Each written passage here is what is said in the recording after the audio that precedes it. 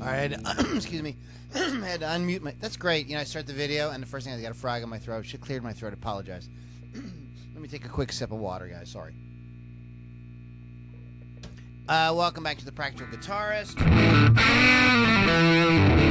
Always live. Always live. Sorry, I don't do the fancy schmancy editing that a lot of the YouTube and Instagram and Facebook guitar players do. So it's going to be what it's going to be.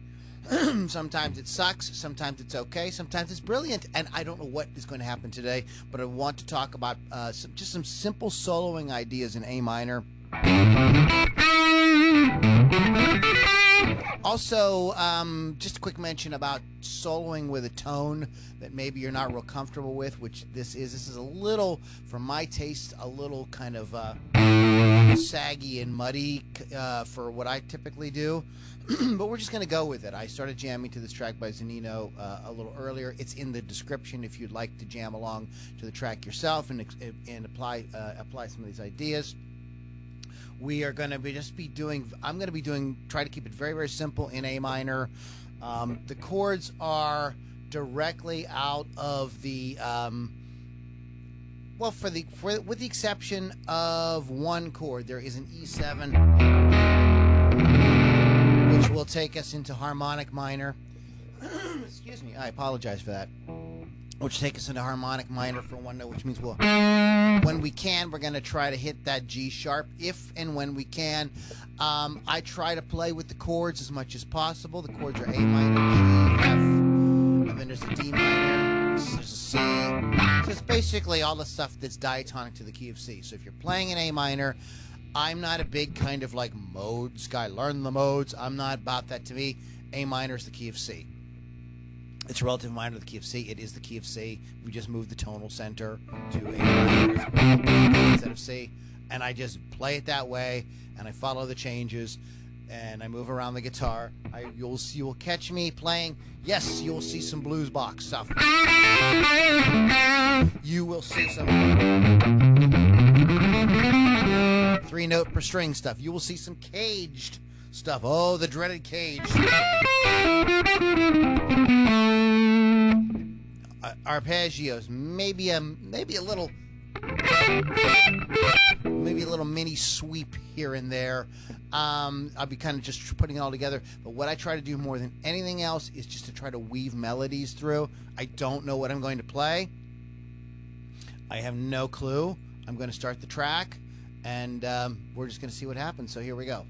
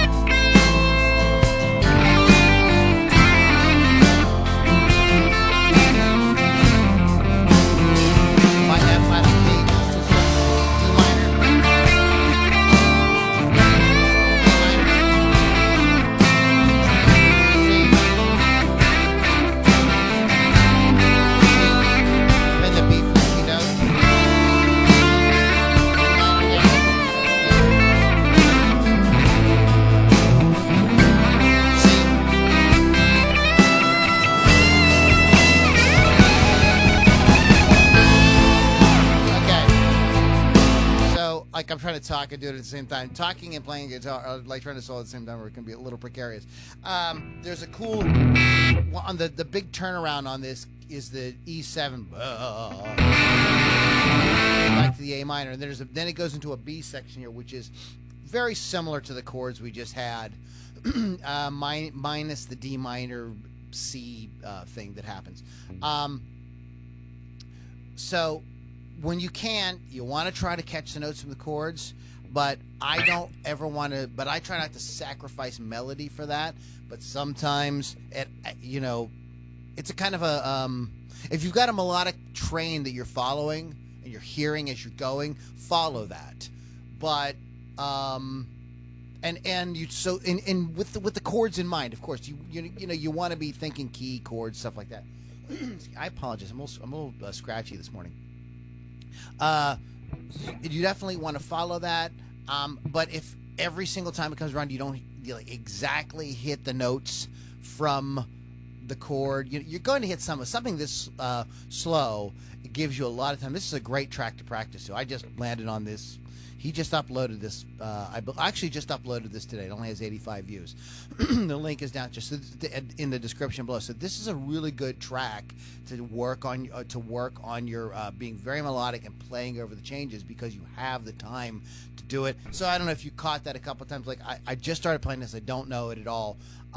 But when I had a little bit of time, because he hangs on these chords for the most part so long, with the exception of that G to F thing that happened in the beginning. That you got time to kind of work your way into those key notes, and something like that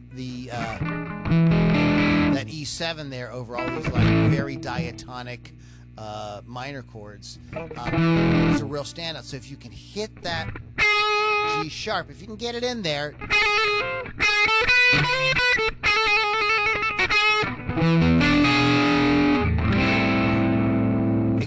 It provides a really nice kind of setup to get back. It's a turnaround, just kind of like is like a blues. It's not a blues thing, but it's the same thing as in blues. There's a turnaround. That's what the E7 gives you. It gives you that turnaround to get you back. So I'm going to play a little bit more and see if anything else comes up with it. It's not real long, and I'm not going to play real long, but I wanted to just give you guys a short some ideas on kind of what my thoughts are going through this. So I will do my best to kind of explain what I'm doing as I go, but I may not be able to. It's like I said, it's a little tough to be soloing and talking at the same time. Just do some neck pickup stuff. See how that sounds.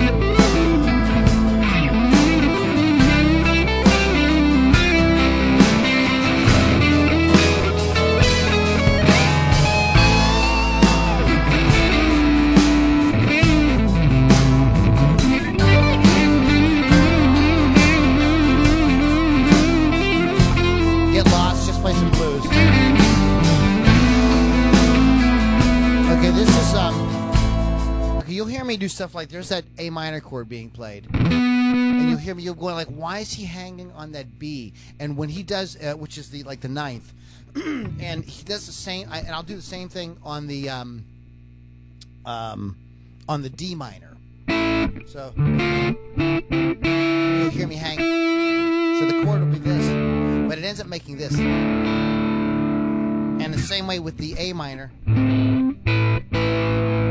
So what you can do is you actually modifying the chords is really cool, and it just and it doesn't always work the same way in every in every song or every riff or whatever. It'll change a little bit. So something like this, where I have sort of set up this kind of like I don't even know what. It's not. It's actually too fast and stuff to be like a David Gilmour thing, but it is just this kind of melodic type guitar playing. Not a lot of fancy, flashy riffs.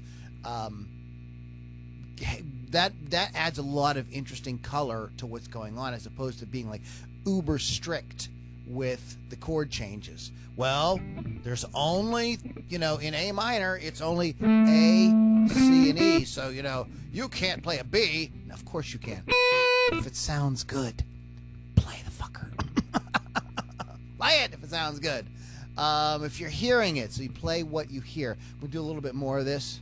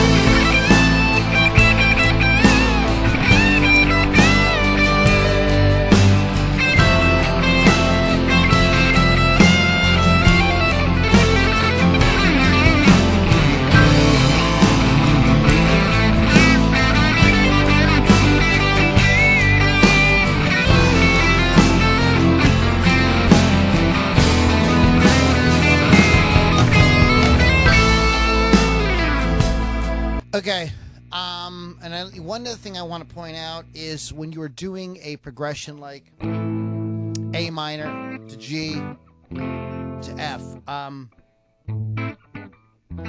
or when you're doing like D minor, C to B flat, or when you're doing C minor to B flat to A flat, that type of that progression.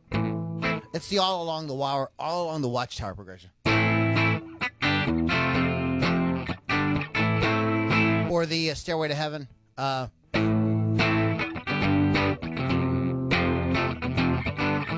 Okay, whenever you get to that third chord there, you can play the major seventh. So you'll hear me do...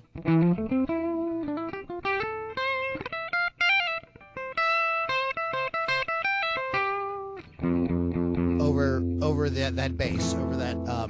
So I turn, even though the band here is not playing, nobody's playing the major seventh chord, it absolutely works. And without getting into too much theory, A minor and F are very related. Check them out. Do a little study on your own and see how well you can kind of play. You can kind of superimpose A minor over F. You can superimpose D minor over B flat. You can superimpose C minor over A flat. Anything like that. You can superimpose E minor over C. in those types of progressions, and it works really, really well, and it kind of adds this sort of suspended, kind of like floating kind of feeling in the melody, where it's not resolved, but but it feels good. You know what I mean? It's not like playing something that you go and like, oh, I got to resolve that, resolve that damn thing that's driving me nuts. It's not like that. It's not creating that kind of tension. It's kind of creating a sort of floating kind of tension where, no, we don't have our feet firmly on the ground, but we're kind of floating slightly above it and feeling kind of like really kind of airy and fun and relaxed. So I don't think I've ever heard music theory explained that before. Maybe I just invented it. But yeah, so that's some ideas that you guys can do for something very simple. I put the track down there below. There's several track folk guys that make tracks on YouTube that I think are absolutely fantastic, that I try to promote as much as possible. And Zunino is one of my absolute favorites. So there is the link below in the description. Guys, have fun with this. And enjoy yourselves, and let me know if you have any questions or you have any problems, or hey, if you want to post your own video and let me check it out, I'd be happy to do that for you. If you want some more information about the different things that I do, the music, my podcasts, my lessons, coaching, and stuff like that, there's a link below, LouLombardiRocks.com. At the very least, you get into a really cool community of folks that are really passionate about great guitar-driven rocks. You guys can check that out. All right, guys, have a great rest of the day, and I will talk to you on the next edition of The Practical Guitarist.